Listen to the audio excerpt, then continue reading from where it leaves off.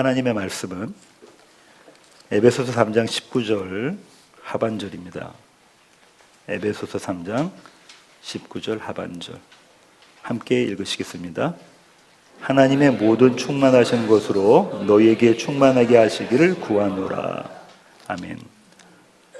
에베소서 강의 34번째 시간입니다. 에베소서 3장 19절 하반절을 갖고 목표라는 제목으로 함께 나누기를 원합니다. 부제목은 하나님의 모든 충만하신 것으로입니다. 오늘 설교 제목이 목표입니다. 우리 모두는 저마다의 목표를 갖고 있습니다. 아마도 고등학교 학생들은 원하는 대학에 진학하는 것이 1차적인 목표일 것 같습니다. 더 멀리 보면요, 장래의 삶의 방편, 그러니까 직업이나 하고 싶은 일들이 목표일 수도 있겠어요. 반대로 가까이 보면, 아주 가까이 보면 이번 학기 성취해야 될 목표가 있을 수 있습니다. 학생들의 목표는 이런 것들입니다. 국가나 기업도 마찬가지입니다. 국가 경영이나 기업 경영에 방침을 세우고 그 방침을 실현하기 위한 측정 가능한 목표를 수립합니다. 그리고 그 목표를 이루기 위해서 계획하고 실행하고 점검하고 피드백합니다.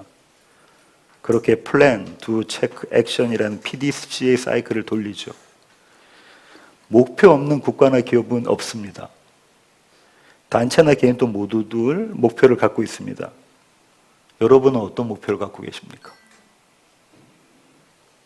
몇 년 안에 집을 사는 목표, 직장에서 승진하는 목표, 사업하시는 분들은 매출이 증액된 그 매출 목표, 이런 거 세우실 수 있으실 것 같고요.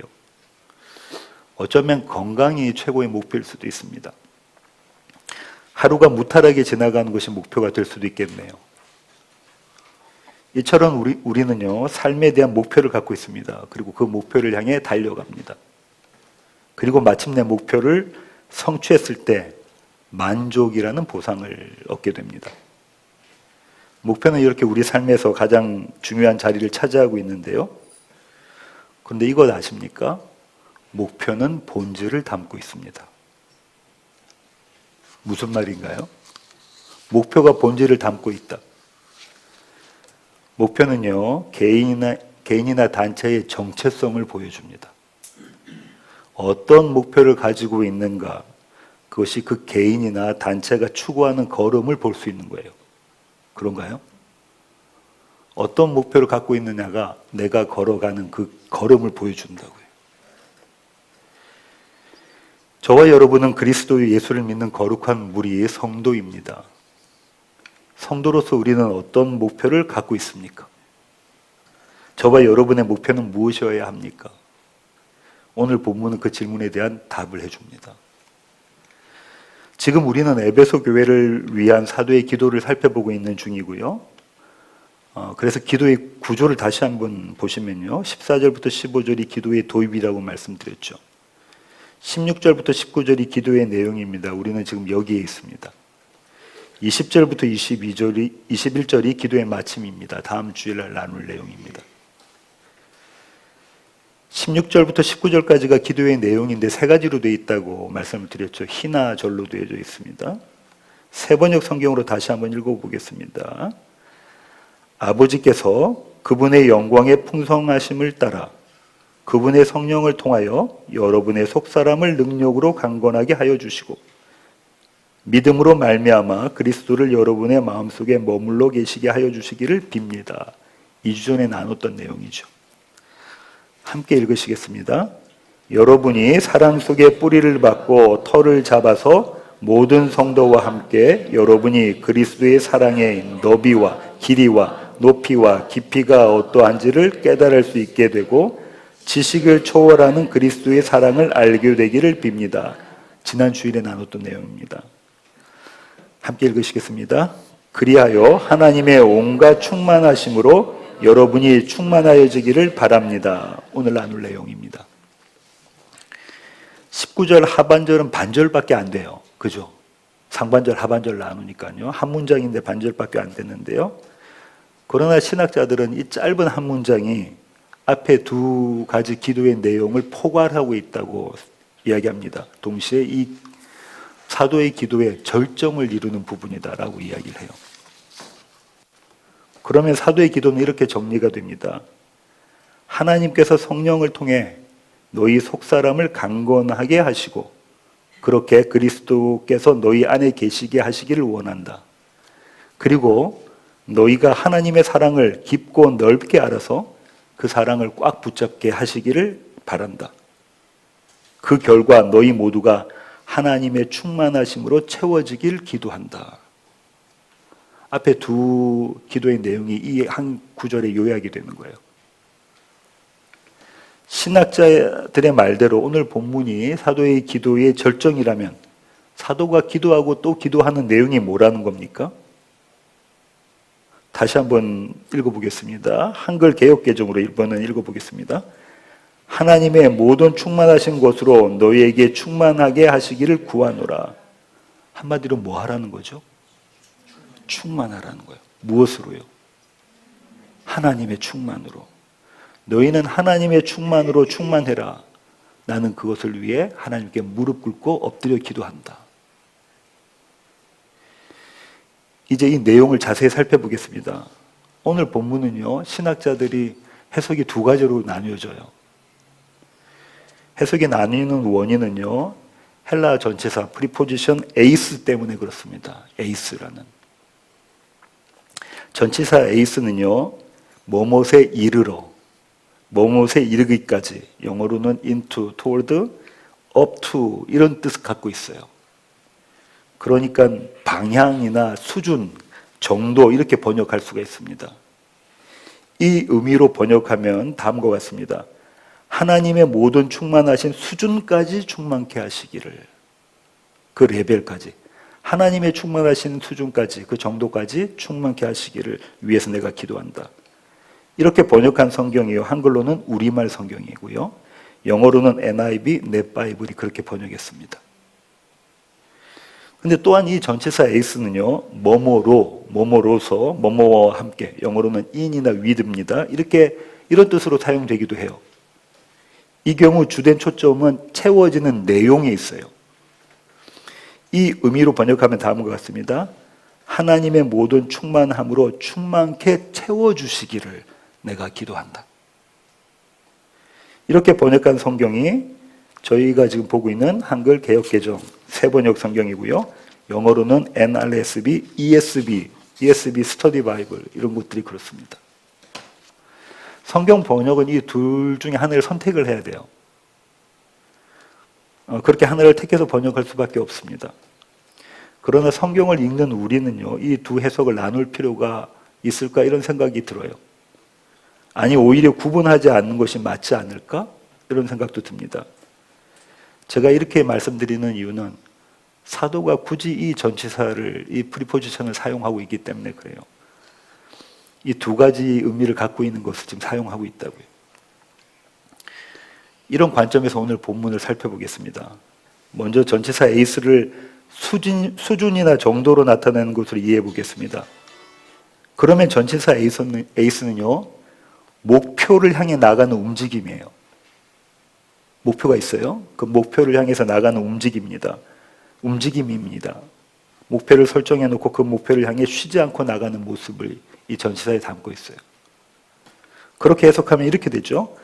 하나님의 모든 충만한 수준까지 내가 또 나가고 또 나가고 또 뛰어가고 또 뛰어간다는 거예요. 한마디로 하나님의 수준까지 되어라입니다. 이보다 더 대담하고 발칙한 기도가 있을 수 있습니까? 그래서 신학자들은 이렇게 말합니다. 인간은 하나님이 될 수 없다. 그러므로 사도의 간구가 에베소 교회가 하나님과 같은 존재가 되게 해달라는 간구 일리가 없다. 오히려 그 수준을 목표로 살아가라는 것이다. 그렇게 하나님을 닮아가라는 것이다. 어디까지? 하나님의 충만하심까지. 제임스 휴스턴이라는 목사님은요, 자신의 책 기도에서 이렇게 기록하고 있는데요. 제가 한번 읽어보겠습니다. 내가 감히 하나님께 하나님의 충만하심으로 나를 충만하게 해달라고 구하는 것은 깜짝 놀랄 만한 생각이다.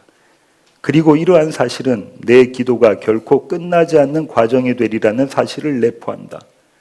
따라서 이제 나는 내가 살아있는 한 결코 완성되지 않을 의제를 하나님 앞에 스스로 세우고 있는 것이다. 이 의제는 하나님을 대면할 때까지, 그리고 그리스도의 사랑을 통해 그분의 형상으로 온전히 변화될 때까지 나를 인도해 줄 마음의 소원이다. 어떤 의미인지 충분히 이해가 됩니다. 나는 하나님의 충만하심의 수준까지를 소망한다. 그러나 그렇게 될 수 없음도 이미 알고 있다. 그러나 여전히 그 수준을 소망한다. 그렇게 한 걸음씩 하나님 앞으로 나가자. 이런 뜻입니다. 저는 이런 해석에 반쯤 동의합니다. 다시 말하면 이 해석으로는 충분하지가 않다는 거예요. 하나님을 닮아가자. 어느 수준까지요? 하나님의 수준까지. 그러나 그렇게 될 리는 없다. 목표를 이룰 수는 없다. 그러나 이룰 수 없는 그 목표를 두라. 목표를 세우라는 거예요. 과연 이런 목표가 있을 수 있습니까? 이것이 목표가 될 수 있습니까? 목표는 실현 가능할 때 목표입니다.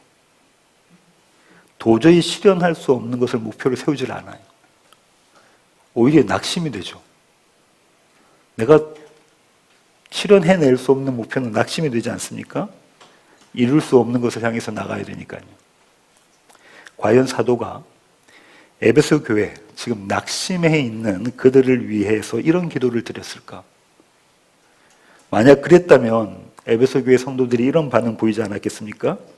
뭐라고? 하나님의 충만하심의 수준까지 충만하라고? 지금 내일 일을 모르는 사도가 지금 감옥에 잡혀 있어요. 언제 죽을지 몰라요. 우리 모두 잡혀서 죽을지 몰라요. 내일 일을 모르는 우리에게 어떻게 그렇게 무책임한 기도를 할 수 있지? 우리가 어떻게 하나님같이 살 수가 있어? 에베소 교회 성도들이 이렇게 생각하지 않았겠습니까? 우리도 이런 경험을 합니다. 도저히 감당하기 어려운 일들이 우리 앞에 닥쳐요. 그죠? 인생을 살아가다 보면 나로서는 도저히 감당하기 어려운 그런 일들이 닥칩니다. 캄캄한 터널 속을 지나갈 때가 있어요. 그때 우리는 종종 이런 말을 듣습니다. 예수님께서 그러셨던 것처럼 견뎌내세요. 그분이 우리의 모범이십니다. 그분의 십자가를 우리도 따라 지고 가야 합니다. 우리는 그분을 닮아가야 해요. 과연 우리는 그렇게 하나님의 충만하심을 바라보는 것으로, 바라만 보는 것으로 살아야 하는 겁니까? 그렇다면 하나님의 충만은 그림의 떡, 그림 속에 있는 떡 아닙니까? 도저히 우리가 다다를 수 없는 그것만 바라보고만 있다면 그거는 그림의 떡 아닙니까? 사도가 이런 기도를 드렸을까? 저는 그렇지 않다고 생각합니다. 에베소 교회를 위한 사도의 기준은 이 수준을 뛰어넘습니다. 말 그대로 성도는 하나님의 모든 충만함의 수준까지 그분의 수준이 안 되면 안 된다는 거예요. 목표를 이렇게 세워놓고 우리가 다다르지 못할 것을 지금 여기서 조금 이렇게 가자 이 얘기가 아닌 거예요. 그 수준이 아니면 안 된다고 지금 선언을 해버리는 겁니다. 안 되는 걸 바라만 보고 있는 것이 아니라 그분의 수준으로 이 세상을 살라는 거예요. 왜냐하면 하나님의 수준이 아니고서는 이 땅에서 하나님의 나라를 살아갈 수 없기 때문이에요. 하나님의 수준이 아니고서는 이 땅에서 하나님의 나라를 살아갈 수가 없어요. 그분의 수준이 없이도 우리는 세상 나라는 살아갈 수 있습니다. 세상 모든 사람들이 세상 가치관대로 그렇게 살아요. 역사의 모든 사람들이 그렇게 살았고 지금도 살고 있습니다. 그러나 하나님의 나라는 달라요. 그분의 수준이 아니면 우리는 그 나라를 살아갈 수가 없습니다. 세상과는 너무도 달라요. 그죠? 위, 아래, 아래, 위가 뒤바뀐 나라를 지금 우리가 살아가고 있다고요. 그것이 하나님 나라예요. 세상의 가치가 아닌 하나님의 가치대로 살아가는 것이 하나님의 나라입니다. 그러니 하나님의 나라를 살기 위해서는 우리는 하나님의 충만한 수준까지가 되어 있어야 되는 거예요. 그런데 사도가 지금 뭐라고 말하는 거냐면 너희는 이미 그 수준을 갖고 있다는 거예요. 이미 우리가 갖고 있다는 거, 우리 손에 잡혀 있다는 거예요. 무엇이요? 하나님의 충만하심의 수준까지. 어떻게요? 그리스도 예수와 연합함으로. 믿음으로 그분과 한몸됨으로 우리는 하나님의 충만하심의 수준을 이미 갖고 있다는 거예요. 그것이 그리스도와의 하나됨의 의미입니다. 그분의 충만함이 이미 우리의 충만함이 되었다라는 거예요. 그러니까 사도는 지금 에베소 교회를 위해서 이렇게 기도하는 겁니다. 하나님, 저들이 하나님의 모든 충만하심의 수준까지의 충만함을 갖고 있음을 알게 하소서. 이미 그들에게 주어진 충만함을 누리게 하소서. 그래서 그것으로 넘어진 자리에서 일어서게 하소서. 지금 이렇게 기도하고 있는 거예요. 그들이 이미 하나님의 충만하심을 다 갖고 있음을 알게 하소서. 사도가 에베소 교회에게 이 기도를 소개하는 것은 그들에게 이렇게 묻는 것과 같아요. 에베소 교회요, 예수 그리스도가 너희 안에 계시니? 그러면 너희는 이미 그분의 모든 충만하심으로 충만해졌다. 그리스도 예수가 하나님의 모든 충만하심이십니까? 아닌가요? 그리스도 예수가 하나님의 모든 충만하심이신가요? 그분이 너희 안에 계시니? 그러면 이미 너희는 모든 충만하심으로 충만해졌다라는 거예요. 그러니 그 충만을 누려라. 하나님은 우리의 어떠함을 보고, 우리의 어떠함, 우리가 하나님 앞에 지금 어떻게 사느냐의 그 모습을 보고 충만을 조금씩 부어주시는 분이 아니에요. 우리가 성도답게 살면 충만을 더 부어주시고 그러시는 분이 아니라고. 이미 그분은 하나님의 충만하심의 모든 것을 우리에게 부어주셨어요. 그런데 우리가 그 사실을 몰라요. 우리가 마주한 이 세상이라는 것이 너무 강력하고 너무 어두워서 우리의 눈을 가리고 있습니다. 그래서 사도가 하나님께 기도합니다. 우리의 닫힌 눈을 열어주소서. 저는 앞서 전치사 에이스는 두 가지 의미가 있다고 했죠. 하나는 수준을 나타낼 때 사용되기도 하고 하나는 내용으로 해석될 수도 있다고 말씀드렸어요.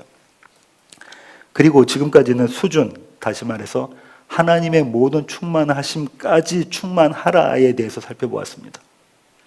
이제 전치사 에이스를 내용으로 해석해 보겠습니다. 오늘 본문을 다시 한번 읽어보겠습니다. 함께 읽으시겠습니다. 하나님의 모든 충만하신 것으로 너희에게 충만하게 하시기를 구하노라. 하나님의 모든 충만하신 것으로, 그 충만하신 것을 내용으로 하여 너희도 충만하라는 거예요. 따라서 우리는 하나님의 모든 충만하심이 무엇인 줄 알아야 합니다. 하나님의 충만하심은 하나님이 하나님으로 가득하시다는 겁니다.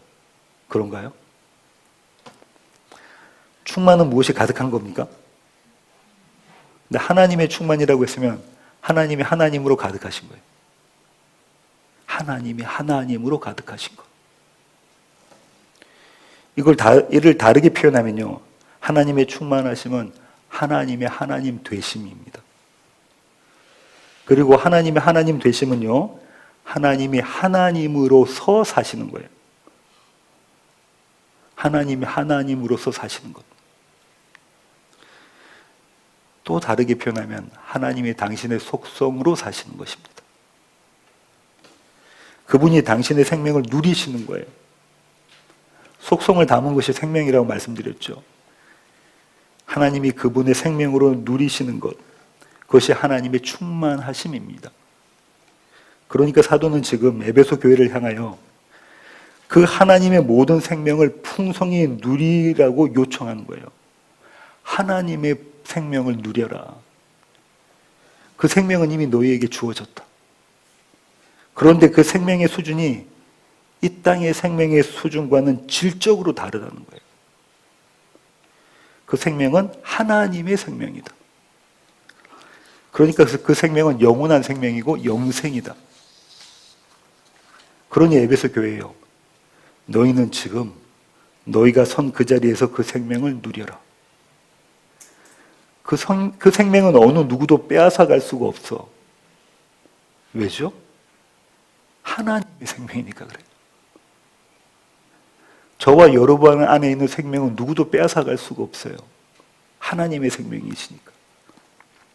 그 생명은 창조주의 생명입니다. 주권자의 생명입니다. 어떤 피조물도 그 생명을 우리로부터 앗아갈 수가 없어요. 그러니 너희는 낙심하지 말고 그 생명을 풍성히 누려라. 어떻게 해요?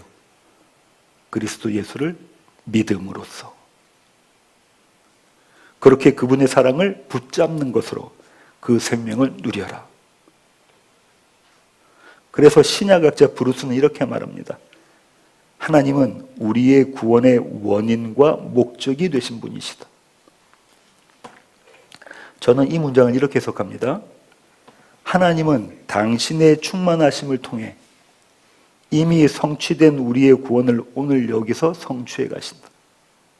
저와 여러분의 구원이 이미 성취되었어요. 완성되었어요. 그런가요? 십자가에서 다 이뤘다 하시는 그 예수 그리스도의 선언으로 이미 다 성취되어졌어요. 그 성취된 것을 지금 이 시간 저와 여러분의 삶에서 성취해 가십니다. 그 성취해 가신다는 건 뭐냐면 우리로 하여금 알고 누리게 하신다는 거예요. 이미 다 이루어진 구원을. 믿음으로 우리가 구원을 알고 경험하게 하시고, 여기가 믿음이 작동되는데요. 그리스도 예수 그리스도를 믿음으로 우리의 구원을 알고 경험하게 하시고, 그리고 그렇게 알게 된 지식과 경험된 경험으로 다시 믿음을 생산하게 하세요. 선순환의 상호작용이 일어나는 겁니다. 하나님의 충만하심의 수준으로 충만되는 시간이 저와 여러분의 삶이에요. 24시간 365일 저와 여러분의 인생 모두가 그렇다는 게 아니에요. 이미 우리에게 하나님의 충만하심이 주어졌어요. 우리가 몰라요. 성령을 통해서 우리는 그리스도 예수를 믿음으로 우리가 그걸 깨달아 알아가고 경험한다는 거예요. 이렇게 생명을 누린 사람을 소개하고자 합니다. 그의 이름이 베드로예요. 예수님의 수제자입니다. 사도행전 12장 1절부터 7절인데요. 제가 한번 읽어보겠습니다. 그때에 헤롯 왕이 손을 들어 교회 중에서 몇 사람을 헤아리 하여 요한의 형제 야고보를 칼로 죽이니 유대인들이 이 일을 기뻐하는 것을 보고 베드로도 자비할세. 때는 무교절 기간이라 잡음에 옥에 가두어 군인 내식인 내패에게 맡겨 지키고 6월절 후에 백성 앞에 끌어내고자 하더라. 이에 베드로는 옥에 갇혔고 교회는 그를 위하여 간절히 하나님께 기도하더라. 헤롯이 잡아내려고 하는 그 전날 밤에 베드로가 두 군인 틈에서 두 쇠사슬에 매여 누워 자는데 파수꾼들이 문 밖에서 옥을 지키더니 홀연히 주의 사자가 나타나매 옥중의 광채가 빛나며 또 베드로의 옆구리를 쳐 깨워 이르되 급히 일어나라 하니 쇠사슬이 그 손에서 벗어지더라. 어떤 내용인 줄 아시죠? 신학자들은요, 천사가 옆구리를 깨울 정도로 베드로가 지금 깊은 잠을 자고 있다고 이야기하고 있어요. 그래서 이것을 무엇이라고 이야기하냐면 평안이다, 샬롬이다 이야기합니다. 아주 깊은 잠을 자고 있는 거잖아요. 천사가 옆구리를 깨워서 일어날 정도니까. 이미 자기와 함께했던 사도 야고보가 죽었어요. 베드로, 요한, 야고보. 주님이 늘 같이 데리고 다니신 그 제자들 중에 한 명이 죽었어요. 이제 자신도 곧 죽게 됩니다. 그런데 어떻게 이렇게 깊은 잠을 잘 수 있을까? 성경에는 기록하고 있지 않지만 고문을 당했을 수도 있어요, 베드로가. 아니면 하루가 정말 힘에 겨웠을 수가 있어요. 그래서 잠을 잘 수도 있어요. 그렇지만 내일 죽을지도 모르는 상황에서 선잠은 잘 수 있지만 천사가 옆구리를 발로 쳐서 깨울 정도 그런 깊은 잠을 어떻게 잘 수 있을까? 옥중에 있는 이 베드로의 모습을 보면서 우리는 정확히 똑같은 장면을 떠올리게 됩니다. 그런가요? 이런 상황 가운데서 주무신 분이 계세요. 마가복음 4장 35절부터 41절입니다. 제가 읽겠습니다.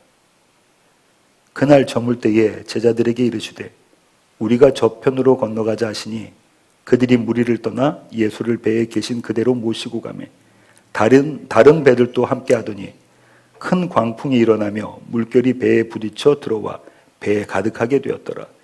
예수께서는 고물에서 베개를 베고 주무시더니 제자들이 깨우며 이르되 선생님이여 우리가 죽게 된 것을 돌보지 아니하시니까 하니 예수께서 깨어 바람을 꾸짖으시며 바다더러 이르시되 잠잠하라 고요하라 하시니 바람이 그치고 아주 잔잔하여지더라.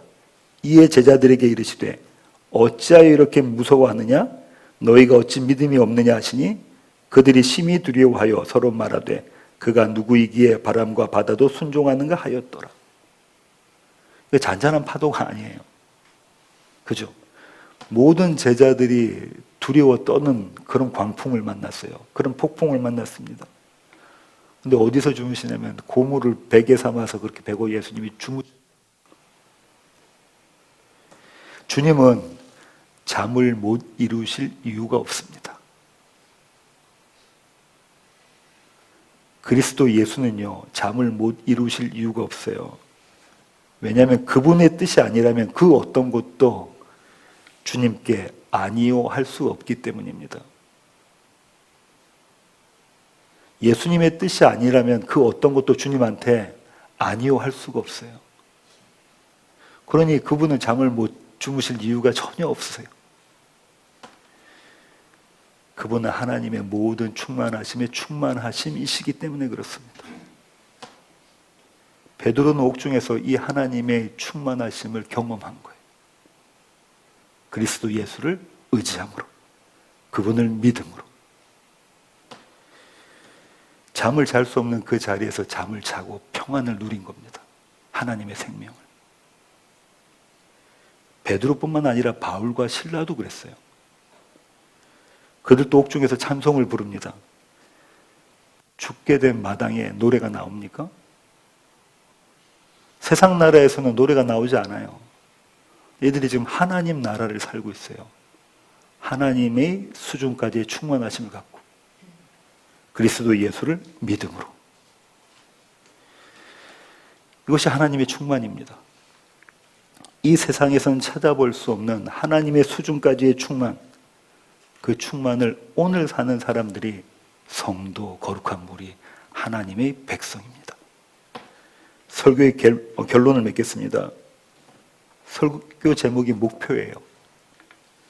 저와 여러분, 그러니까 성도의 목표는요, 하나님의 충만한 수준까지 한 계단 한 계단 올라가는 것이 아닙니다. 다다르지 못할 곳을 바라보면서 한 계단 한 계단 올라가는 것이 아니에요. 우리가 목표를 세워서 힘을 내어서 오르는 것이 아니에요. 이미 그 계단 끝에 서 계시는 그분과 함께 하는 것, 이미 다 이루었다 하셨던 그분과 함께 하는 것, 그것이 하나님의 충만하심까지 충만입니다. 그래서 복음이에요. 그리스도 예수께서 십자가에서 다 이루었다 하신 것이 그래서 복음이 됩니다. 이미 다 이루신 그것을 저와 여러분에게 주셨으니까요. 우리의 수고가 아닌 그리스도 예수의 수고로, 우리의 의가 아닌 그리스도의 예수의 의로 우리는 그 생명을 누립니다. 그러니까 오히려 성도의 목표는요, 하나님의 모든 충만하심이 이미 우리 안에 있음을 아는 거예요. 성도의 목표가 뭐라고요? 하나님의 모든 충만하심이 이미 우리에게 있음을 알고 있는 거라고요. 그리고 그것을 우리 삶 속에서 풍성히 누리는 거예요. 누린다는 것은 머리로 아는 게 아니고요. 하나님의 모든 충만하심이 이미 우리에게 있어. 이제 이걸 우리가 누리는 겁니다. 이것이 하나님의 자녀됨의 특권입니다. 이미 창세전에 맺으셨던 하나님의 약속에서 그 자격이 우리에게 주어졌다고 주님 선언을 해버리셨어요.